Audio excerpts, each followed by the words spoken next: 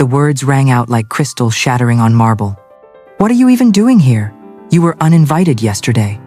A hush rolled through the ballroom, the kind that makes 100 champagne flutes forget they were supposed to glitter. Heads turned, phones lifted on reflex. I felt the heat rise to my cheeks, the way Charleston humidity climbs a window pane, slow, sticky, inescapable. I smiled anyway, tightening my fingers around my evening bag so I wouldn't wring them like laundry. I had a son on that dance floor. I had paid for every inch of it. And the bride who'd just cut me from her kingdom was the woman I'd spent $43,000 making happy. "I'm leaving," I said, keeping my voice sweet as tea and twice as dangerous. "But first, meet my special guest, an old friend of yours." I stepped aside, just enough to let the idea of him glide in like a draft under a locked door. The color drained from Jessica's face, making her $12,000 dress look even whiter, even colder, like frost over stone. For a heartbeat, no one breathed. Then, the music stuttered, the band lost its place, and even the lilies on the escort card table seemed to lean closer. This is not where I ever imagined standing at my only child's wedding. If you'd asked me 6 months earlier, I would have told you I was planning a fairy tale, one with carefully storyboarded scenes, the sprawling Bellamy estate with its lantern-lit oaks, a dress that came with its own whisper and 3 alterations, roses from Ecuador cradling the air like clouds. My name is Margaret Thompson, but almost everyone calls me Maggie. I am 67, a widow, and the kind of mother who handwrites thank you notes for RSVP texts. I believed in beautiful things because life has a cruel talent for taking them away. After my husband died 3 years ago, quiet moved into our house and started rearranging the furniture. When Andrew brought a girl home who looked like a promise wrapped in gold hair and soft laughter, I felt the quiet lift its feet from my chest. Charleston weddings are a sport and a spectacle, magnolias and etiquette, credit limits and whispered scorecards.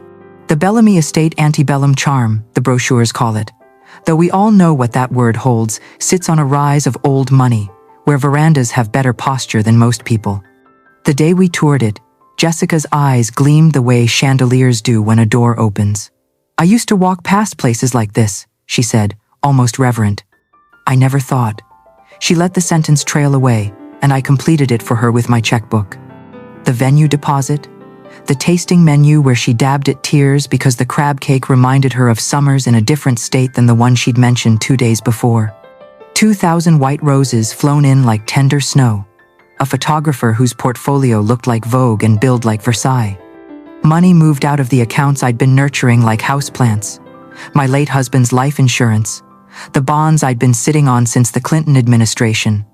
A line of credit that made me feel both reckless and alive. Jessica's family, she told me this in a cracked whisper, cheeks flushed with the shame of a fallen princess, had disowned her for marrying beneath their standards. "You're like the mother I never had," she said, her eyes soft and grateful in a way that warmed me like a lap blanket. It is dangerous what a lonely person will believe when someone lets them. I gave her my grandmother's pearls. I will never forgive myself easily for that. They had belonged to Eloise Thompson, who once ruled a church luncheon like a Senate floor, and said you could tell a woman's secrets by what she wore around her throat. 4 generations of women wore those pearls, weddings, baptisms, a graduation where I thought I might float right out of my pinched heels with pride. When I opened the velvet box and fastened them at Jessica's neck, the room watched history make room for a newcomer. "They're a symbol," I told her, and she brushed my hands with hers. Of acceptance, of surrender, it turns out. Andrew adored her. He had always been a kind boy, fragile in the way that gentle men are, tender around animals, patient with cranky cashiers, the kind of son who still kissed my cheek when he got out of the car. People mistake kindness for softness. Jessica never did. She looked at my son with a hunger that masqueraded as devotion and said she wanted to be a pediatric nurse because children tell the truth without knowing they're brave. She volunteered, she said, at an animal shelter on weekends. Her Instagram proved it, a parade of puppies held at flattering angles. She spoke about children of her own, as though desire itself could swaddle a future. I let myself imagine a crib in a room that still smelled like my husband's aftershave. I knew where I'd put the rocking chair. I don't mind telling you, I wanted to be fooled. Grief is a museum where the exhibits rearrange themselves at night. You wake to find the desperate parts placed front and center. I permitted the story of her to stand in front of me and block out the harsher light. I told myself that paying in cash was an old-fashioned quirk learned from a grandmother who mistrusted banks. I told myself that anyone can have a mosaic childhood, divorced parents, different schools, a map of addresses that looks like spilled rice. I told myself that a woman who loses her father young might change the details of her memories the way we edit photographs. A little warmth added here, a shadow lifted there. I told myself because I wanted a sunlit version of the future, and hope has always been the most expensive thing on the menu.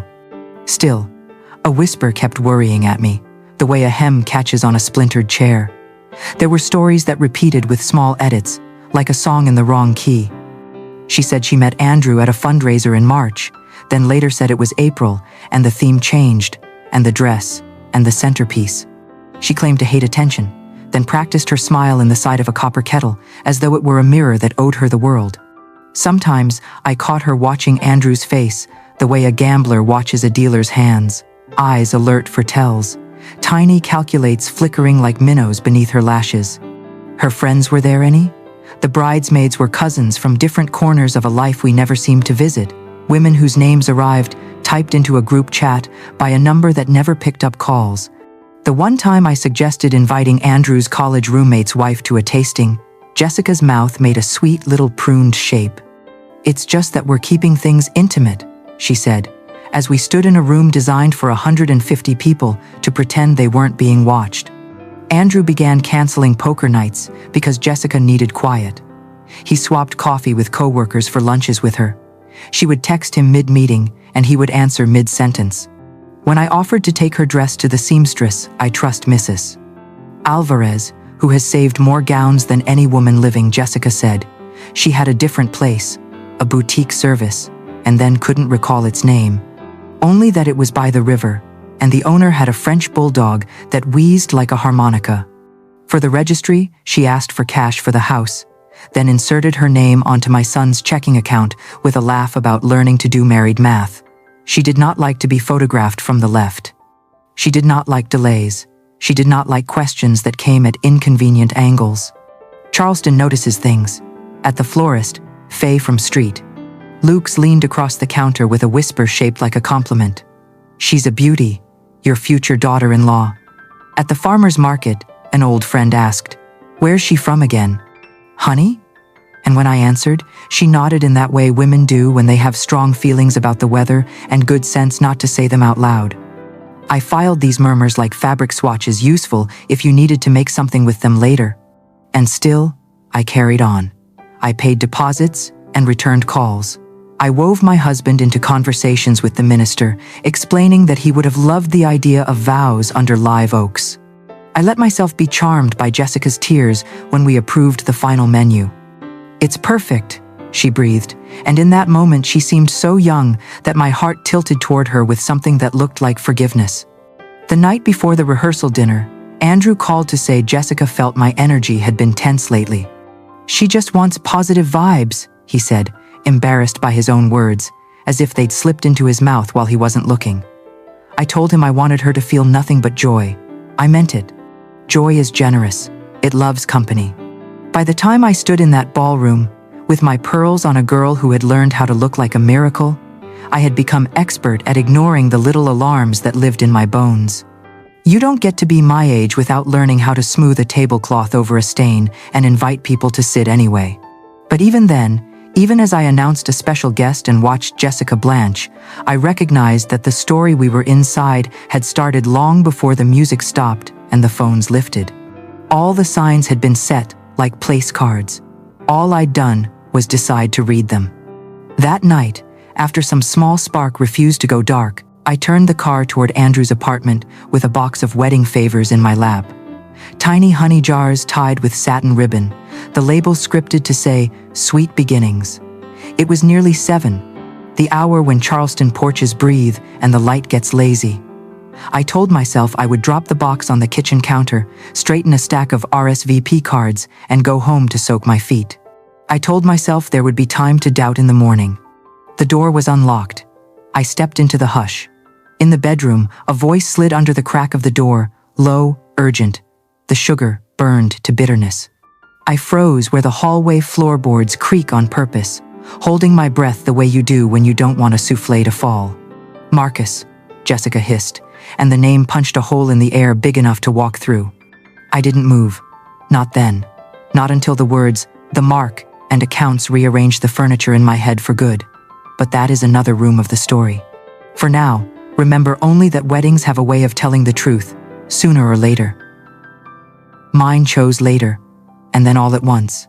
Her voice was sharp, stripped of its usual honey. "Marcus, I told you not to call me on this number. The wedding is still on schedule. Yes, I'll have access to his accounts after we're married. What do you mean you want a bigger cut? We agreed on 30%. The words punched holes in the air, and my heart sank through them like a stone in deep water. I pressed myself against the hallway wall, clutching the box of favors until the satin ribbons dug into my palms. Andrew, my son, my gentle boy, who had once carried his father's coffin with trembling arms. To her, he wasn't a man. He wasn't a partner. He wasn't even a husband-to-be. He was a mark. I crept out, each step as careful as a thief's kinds, though the truth was already stealing everything from me.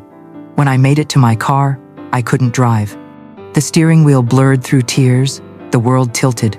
I pulled over 3 blocks away and sat there, chest heaving, lungs clawing for air. The Charleston streets carried on as if nothing had changed. Horse carriages clattered over cobblestones, couples strolled with ice cream, the steeples cast their long shadows. And I sat there with the knowledge that the future had been rigged like a card game. I thought of the pearls at her throat, the way she whispered about wanting children, the way she looked at Andrew when he wasn't watching, all of it, weaponized. I cried until my face burned. But somewhere in the middle of those ragged sobs, something inside me stiffened, as if my bones remembered who I used to be. I had fought for my husband when the doctors shook their heads. I had held our home together with duct tape and casseroles. If Jessica Miller thought she could pluck my son like low-hanging fruit, she had miscalculated. But anger alone doesn't save a child. Proof does. I needed evidence so solid it could bulldoze through Andrew's blind love. If I marched in with only my word, he'd defend her, just as a drowning man clings to driftwood, even when it's dragging him down. That night, I sat at my kitchen table, the yellow lamp casting a lonely circle, and did something I never thought I would. I searched Private Investigators Charleston, SC. My hands shook as I typed, as if I were confessing to a crime. Within 24 hours, I was sitting across from Patricia Hayes in a cafe that smelled of burnt espresso and fresh beignets. Patricia had the kind of face that didn't blink at bad news. A former police detective, she wore her hair short, her jacket looser than her frame, like she hadn't quite bothered with civilian life. "What you're describing," she said, after I spilled the whole sordid story, "is a romance scam. Classic pattern too good to be true, whirlwind engagement, isolating the mark from loved ones. These people are professionals. They study their targets. They build a role like an actor builds a script." I slid a check across the table, the sum more than I had ever spent in one sitting. "How long will it take?" She smirked, a half shade of amusement and pity. For someone careless enough to use her real voice on the phone? Not long. 2 weeks later, Patricia called. "Margaret, you'll want to sit down." Her tone was a scalpel. "Jessica Miller doesn't exist. Your future daughter-in-law is Sarah Collins, 29, from Tampa. Fraud arrests, multiple aliases, and a reputation for vanishing once the money's dry. She works with partners, men like Marcus Rivera. They romance her, she romances the victim, and together they bleed families like yours until there's nothing left." The name Sarah clanged like a dropped pan. I had to grip my countertop just to stay standing. I listened as Patricia outlined arrest records, old scams, even photos from other cons. My kitchen felt too bright, the wallpaper too cheery for words like felony and accomplice. But when Patricia said Marcus's name again, her former partner, the one she double-crossed, I felt the air shift. He had been hunting her for 2 years, Patricia explained, bitter and humiliated. "What are you thinking?" she asked me, cautious. I surprised even myself. "I'm thinking a man who's been chasing her might want a front-row seat to her grand finale." For a moment, Patricia's mask slipped, and I saw admiration flash in her eyes. "You're dangerous when you're determined, Mrs. Thompson." Dangerous. The word tasted strange, but right. For weeks, I had been a woman dismissed, belittled, shoved to the margins of her own son's life. But I wasn't on the margins anymore. I was in the center, whether I wanted to be or not. That night, I stared at the ceiling while cicadas sang outside my window. The moonlight fell across the quilt I'd stitched with Andrew's baby clothes, faded blues and soft greens. I remembered his tiny hand gripping mine, the first time he called me Mama, the boy who once asked if dandelions counted as flowers if they were given in love. I thought of Jessica No, Sarah laughing on the phone about how easy it was to trick me, the lonely old woman. My grief curled itself into resolve. If she wanted a performance, then I would give her one. But this time, I would write the ending. The game had changed. I wasn't just Andrew's mother anymore. I was his protector, his shield, and his chess player. And Sarah Collins was about to learn that even in Charleston, where women are taught to smile through their teeth, we are also taught never to bow to thieves in pearls. When the call finally came through, I recognized his voice instantly. Deep, wary, edged with suspicion like a man who'd stopped trusting anyone years ago. Marcus Rivera speaking. I had rehearsed the words 100 times in my head, but when they left my lips, they still trembled. "Mr. Rivera, my name is Margaret Thompson. You knew her as Sarah Collins. She's about to marry my son." For a heartbeat, silence. Then a sharp inhale. "Where is she?" His voice cracked like a whip. "Charleston, 9 days from now. She's already taken over $40,000 from us, and she's planning to take much more once she has access to my son's accounts." I expected anger, maybe disbelief. What I didn't expect was the bitter laugh that followed. She told me once she'd never set foot in that city again. Guess even liars recycle their lines. "I'm not playing a game," I said, trying to keep my tone steady. "She told you once that a mark was worth 200,000? That's my son she was talking about, and I won't let her destroy him." Another silence. Then his voice softened, just slightly. "What exactly are you proposing?" It was the first time I said it aloud, and hearing it made my own heart stutter. "I want you at the wedding, not as a guest, as the truth." The pause stretched so long I thought the line had died. Then, "You're tougher than you sound, lady. You don't survive 67 years in the South by being fragile," I replied. And in that moment, I believed it. The plan unfurled faster than I could have imagined. Patricia confirmed Marcus's details. Construction worker in Atlanta, still carrying the scars of Sarah's betrayal. He agreed to drive down the morning of the wedding, wait for my signal, and step into the light at the exact moment she thought she had won. But I wasn't finished. The show needed more than an actor. It needed a stage set for collapse. 3 days before the ceremony, I began making phone calls that felt like tiny earthquakes. First, the Bellamy estate. "This is Margaret Thompson, mother of the groom," I said warmly to the event coordinator. "There's been a change. The bride's family has decided to handle the remaining balance. Such a blessing, really, families coming together." I gave them a fake number Patricia had traced back to Sarah's burner. Then the florist, the caterer, the photographer. Each conversation left a trail of unanswered invoices and a snarl of confusion that would choke the wedding day like kudzu. By Saturday morning, Sarah Collins would be facing bills she never intended to pay, vendors she couldn't pacify, and a future that was crumbling beneath her stilettos. And all the while, Andrew, my sweet boy, called with his tired voice, begging me to stay away from the rehearsal dinner because Jessica was feeling sensitive. Sensitive. As if my presence were a stain on her perfect tableau.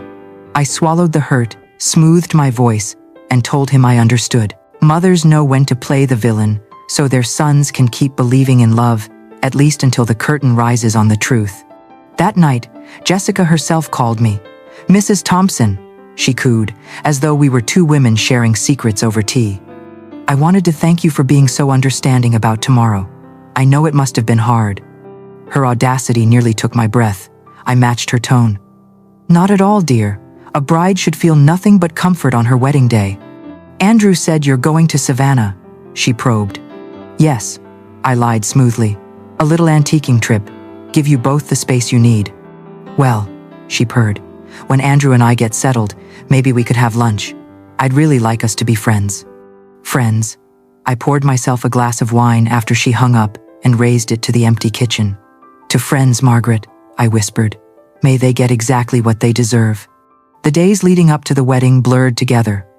I canceled my hair appointment, left my dress unaltered. If I was going to be uninvited, I would not be polished for the occasion. Instead, I packed resolve in place of lipstick, grit in place of powder. On the morning of the ceremony, the sky hung gray and heavy, the kind of Charleston weather that photographers call romantic, but brides call ruin. I woke before dawn, dressed in a simple black dress, and fastened the pearls Jessica had worn so carelessly, my grandmother's pearls. A reminder of lineage, of women who had fought their battles quietly and survived. At 9, Marcus called from a gas station outside Charleston. I'm here. You sure about this? I stared at my reflection in the hallway mirror, the lines on my face carved from love and grief. I've never been more sure. What if your son doesn't forgive you? I paused. That was the knife I had been circling for days. Then at least I'll know I saved him. Sometimes love means being the villain until the truth comes out. He whistled low. Damn, you're tougher than you look. I raised a son, buried a husband, and lived through 6 decades in the South. Toughness comes with the territory. By noon, the phone calls started: florist, caterer, venue, each demanding payment from a bride's family that didn't exist. I let them all ring to voicemail, my hands steady as stone. At 1 o'clock, Andrew called, panic in his voice. Mom, something weird is happening. All the vendors are calling Jessica about payments. She swears she didn't change anything. Do you know what's going on? I feigned confusion. Oh my goodness, that does sound strange. But these things happen, sweetheart. The important thing is you're marrying the woman you love today. If only he knew how much truth those words carried. Love, yes, but not the woman. Not even close. By the time I hung up, the clock was ticking toward the grand performance. My heart raced, but my resolve held. The stage was set, the actors in place. And as I slipped out the back door with my purse, I whispered to myself the line that had carried me through the darkness. If she wanted a performance, I would write the ending. The Bellamy estate loomed ahead, oaks draped in Spanish moss like veils. The wedding of the century was about to collapse into history's most spectacular reckoning. And I, Margaret Thompson, was ready to pull the curtain. The Bellamy estate was already glowing when I arrived by the garden entrance, just as the first guests began trickling through the grand front gates. Lanterns swayed in the drizzle, Spanish moss trembling in the damp air, and the staff moved in frantic circles like ants whose hill had been disturbed. I slipped in quietly, a simple black dress and my grandmother's pearls making me look like I belonged, even when my name had been struck from the guest list. Inside, the ballroom pulsed with panic. I overheard clipped voices. The caterer hasn't been paid. The florist's holding the roses hostage. The photographer says he's pulling out if the balance isn't wired by noon. All of it, perfectly orchestrated confusion. Sarah, still wearing Jessica's mask, flitted about in her gown, veil tucked under one arm like a battle flag, her smile brittle as porcelain. She thought she was controlling the chaos. She didn't realize the chaos was controlling her. Andrew was radiant, though. My son stood in his tuxedo, cheeks flushed with nerves, whispering reassurances into her ear. He had no idea he was steadying a snake. My heart ached, even as my plan unfolded. Love makes fools of us all, but it was my job to make sure his folly didn't ruin him forever. Marcus was nearby, waiting in his car as we'd agreed. I texted him updates in the coded brevity of soldiers. Vendors restless, bride holding. Ceremony 2:15. His reply came swift, a blunt promise. I'll be ready. The hours before the wedding were long, a suspended breath. I hid behind marble columns, listening to the guests murmur. The Charleston elite, buzzing with speculation over the mix-up. They had no idea they were about to witness a spectacle that would be whispered about in parlors and dinner parties for decades. But underneath my steady composure, guilt pricked me like hidden thorns. What if Andrew never forgave me? What if, after the veil fell, he hated me more than he hated her? I pictured him as a boy, scraping his knees on our driveway, tears blurring his wide brown eyes, until I scooped him up and promised him the world would never hurt him while I was around. Was I breaking that promise now, or keeping it in the only way left? I thought of Sarah's call the night before, her voice sugary smooth. I'd really like us to be friends. The audacity. The gall of a woman who believed she could steal from me, from my son, from my family's history, and still sip coffee with me after church one Sunday. She had underestimated me. They always do, the young ones, mistaking age for weakness. They don't see that the years temper us like steel. At 1 o'clock, Andrew called me again, panic threading his voice. Mom, vendors keep calling. Jessica says someone's sabotaging the wedding, she thinks. His voice trailed, heavy with accusation he didn't want to voice. I let my breath catch just enough to sound wounded. Andrew Thompson, are you suggesting your mother would sabotage your wedding, after everything I've done? Silence stretched. Then, softer. I'm sorry, Mom. Jessica's just stressed. I'm just trying to hold everything together. I know, sweetheart, and you're doing a wonderful job. My voice was sugar and steel both. The important thing is that you marry the woman you love today. If only he understood how much weight those words carried, he would soon. By 2, the chapel swelled with guests. The air smelled of damp roses and candle wax, the hush of anticipation pressing down like a storm cloud. I slipped into position, my back against the cool marble column, my phone in hand. One text now and Marcus would walk through those doors. The organ struck its first notes. The congregation rose. Sarah appeared in her $12,000 Vera Wang gown, the pearls glistening at her throat, her face lit with triumph. She believed she was walking toward victory, but I knew better. I pressed send. The trap was set, the curtain about to rise, and in the stillness before the storm, I whispered to myself, sometimes love requires you to break a heart so you can save a life. The air in the chapel shifted the moment Marcus pushed the doors open. A ripple ran through the pews, 300 heads turning as one. He didn't rush, he strode, his steps echoing against the marble floor with the weight of a man who had carried his anger for years and finally found where to lay it down. His suit was rumpled, his hair damp from the drizzle outside, but in that instant, he looked like judgment incarnate. Sarah, no. Sarah Collins froze mid-step. Her bouquet slipped from her hands, white roses scattering like bones across the aisle. Her face drained of color, lips parting as though she'd seen a ghost. Sarah Collins, Marcus's voice thundered, filling the vaulted ceiling. Did you really think you could hide forever? The silence that followed was electric. I could hear the soft whir of the videographer's camera, the collective gasp of the congregation, even the organist's fingers hovering in midair, suspended on the keys. Andrew stepped forward, bewildered, shielding his bride with his arm. Sir, I think you have the wrong person. This is Jessica Miller. Marcus laughed, and it wasn't a kind sound. Jessica Miller? Is that what she's calling herself this time? He pulled a manila folder from inside his jacket and held up photographs like evidence at a trial. Here she is at the Ritz-Carlton in Miami, running a card scam. Here she is in Birmingham, posing as a cancer patient to swindle a church. He lifted another image, his voice sharpening with each revelation.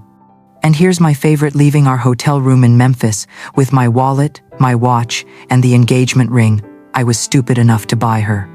The guests began murmuring, whispers swelling like a tide, phones lifted higher. This wasn't just scandal, it was theater. Charleston society's worst nightmare and secret pleasure rolled into one. That's not true, Sarah's voice cracked, sharp where it was once sweet. Andrew, I don't know this man. He's lying. He's crazy. But her performance faltered. Her hands trembled, her pitch too shrill. The mask was slipping. Crazy? Marcus sneered. He pulled out his phone. I've got recordings. You want to hear what she called your precious Andrew? He tapped the screen, and her voice filled the chapel, tinny but unmistakable. The old lady's already given us 40 grand. The son? Just a pathetic mama's boy, Mark. The sound landed like a hammer.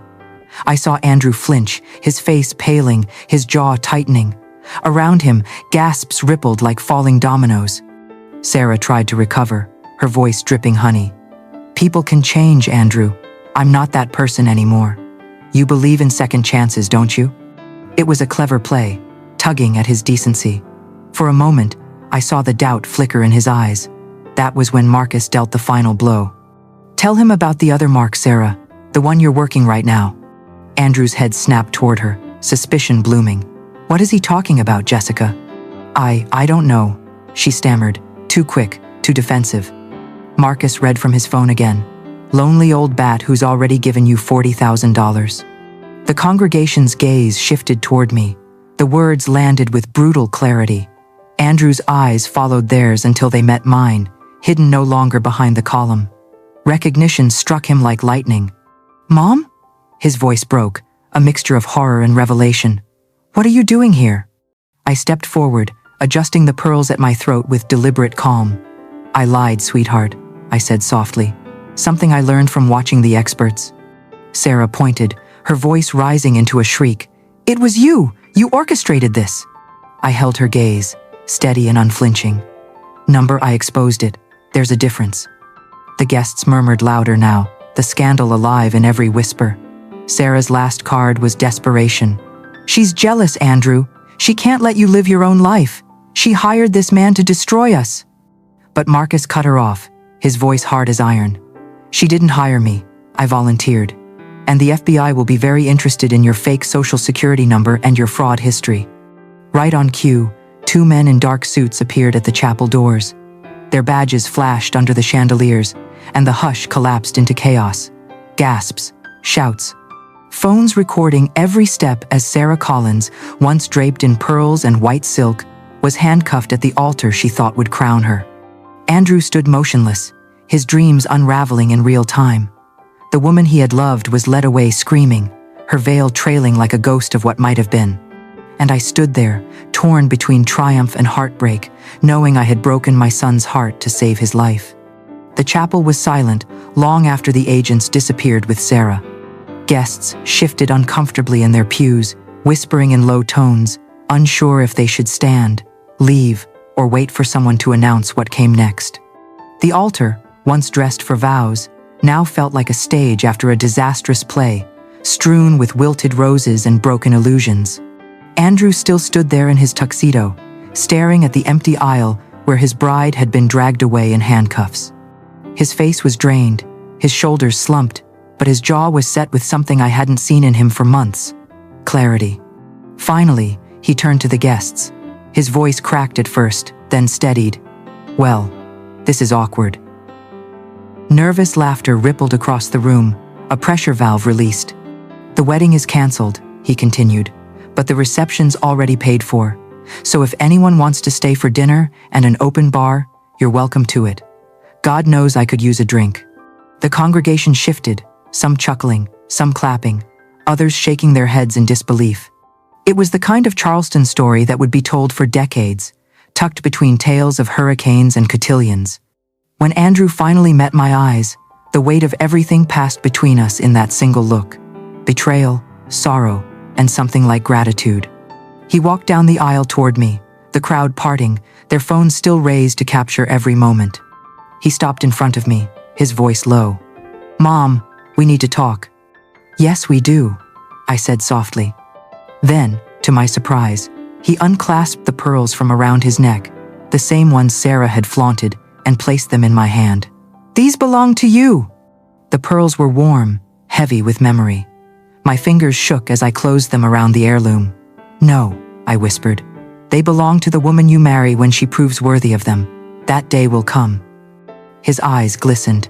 "I'm so sorry, Mom, for not believing you, for letting her make me doubt you." "You weren't a fool, sweetheart," I said, smoothing his tie the way I had since he was a boy. "You were in love, or at least with who you thought she was. Love makes us all vulnerable. That doesn't make it shameful. It makes us human." The reception turned into something unexpected, the most honest gathering I'd ever attended. Without the pretense of cake cutting or bouquet tosses, people dropped their masks. They sipped wine, ate dinner, and told stories about heartbreak and survival. The band shifted from wedding marches to blues, the kind of music that acknowledges pain but refuses to bow to it. Neighbors clasped my hands, whispering praise for my courage. "Margaret, you're one smart cookie," Mrs. Henderson said, eyes sharp behind her glasses. "Too pretty and too sweet, that girl was never right. Real women have edges." I found Marcus later by the dessert table, staring at the untouched cake. "Mrs. Thompson," he said, extending his hand. "You gave me something I thought I'd never get closure." "Thank you." I shook his hand firmly. Thank you. You gave me the one thing I couldn't give myself proof." He chuckled. "You played chess while the rest of us were playing checkers." When he left, I felt the exhaustion crash over me. The adrenaline that had carried me through weeks of scheming drained, leaving behind an ache of sadness. Yes, I had saved Andrew, but I had also destroyed his faith in love for now. Had I done the right thing? Andrew must have read the question on my face because he appeared with 2 glasses of champagne. "You're wondering if you went too far," he said quietly. "Maybe," I admitted, "but you would never have believed me otherwise." He nodded, taking a sip. "You're right. I would have thought you were jealous, controlling. But when I saw her face, just for a second, when she realized you'd outplayed her, I saw who she really was, cold, calculating, and afraid of you." I managed a smile. "She underestimated me." "No," he said firmly. "She underestimated us." Later, as the night wound down, we stood together by the window, looking out at the Charleston oaks swaying under the moonlight. Andrew's voice broke the quiet. "You know what I've learned? Never underestimate a Thompson woman. We're apparently much more dangerous than we look." I laughed, the sound surprising even myself. "Your grandmother would have loved to hear you say that." He raised his glass. "Here's to justice, served ice cold."